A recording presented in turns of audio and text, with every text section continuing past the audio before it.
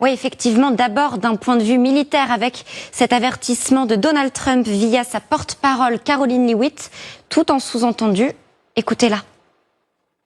While these negotiations are taking place, I would remind the Iranian regime that the president has many options at his disposal, aside from diplomacy, as the commander-in-chief of the most powerful military in the history of the world.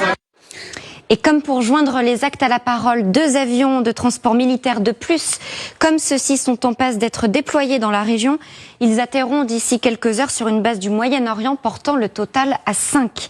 Dans le même temps, le porte-avions Lincoln avance. Les côtes iraniennes seront très bientôt à portée de tir, ont indiqué des responsables américains à NBC. Pression aussi du point de vue du régime en lui-même. On apprend qu'en coulisses, les Américains préparent l'après-Mola.